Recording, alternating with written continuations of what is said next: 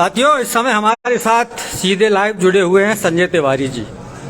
और संजय जी जनवरी 22 से अपने एक टीम के साथ पूरे राजस्थान भर की यात्रा कर रहे हैं। मिशन हम भारत के ब्राह्मण। इस मिशन का क्या उद्देश्य है, सीधे सुनिए संजय तिवारी जी से। ये मिशन हम ब्राह्मण लोगों की एक पीड़ा है कि पिछले 75 सालों में हमें सभी पार्टियों ने और हमें बिल्कुल जीरो लेवल पे लाके खड़ा कर दिया है। आज हमारी ब्राह्मणों की स्थिति बिल्कुल दयनीय स्थिति हो गई है। हम अपनी पीड़ा लेकर के आज हमारी पीढ़ियां बर्बाद हो रही है।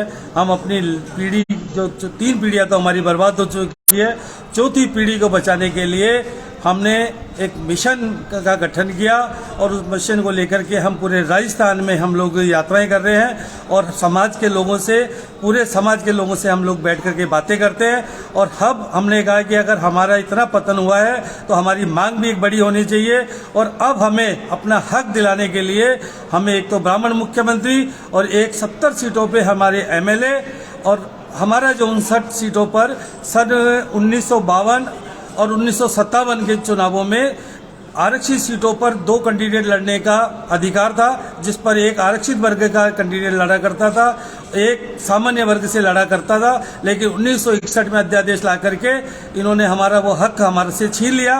अब हमें वो हक हमें वापस चाहिए। उसके लिए हम लगातार संघर्ष कर रहे हैं और हम ये हक लेकर के ही रहेंगे। इस चुनाव से पहले हमें ये हक लेना ही है और हम लेकर के छोड़ेंगे। इसके लिए हम प्रयासरत हैं। जनवरी 2022 से आपने ये मिशन शुरू किया। हाँ। अब तक की यात्रा का क्या निष्कर्ष रहा है? अब तक की यात्रा का ये निष्कर्ष रहा कि एक तो हमारे जो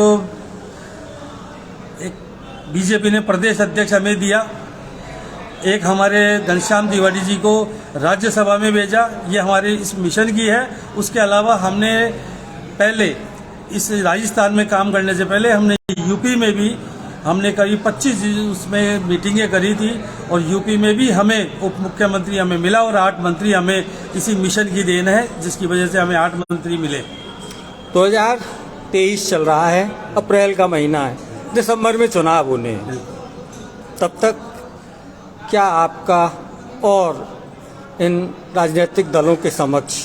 राजनीतिक दलों को हमने बीजेपी के राष्ट्रीय अध्यक्ष जेपी नड्डा साहब, कांग्रेस के अध्यक्ष खड़गे साहब को और उनके जो भी और ऊपर, जैसे कांग्रेस के राहुल गांधी जी है, प्रियंका गांधी है, सोनिया गांधी जी है और मोदी जी है, नरेंद्र मोदी जी है और सतीश शाह जी है, हमने लगातार उनको पत्र भेज रहे हैं। उनसे हम उनको चेता रहे हैं कि या तो हमारी मांग को मान लो वरना ब्राह्मण फिर कठोर कदम उठाएगा।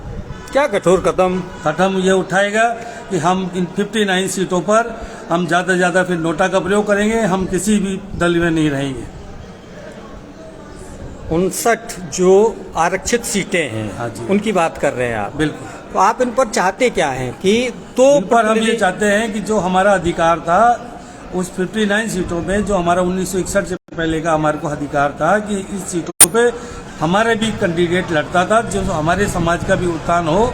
हमारा समाज बिल्कुल डाउन, 2 लोग चुने जाते थे, 2 लोग चुने जाते थे।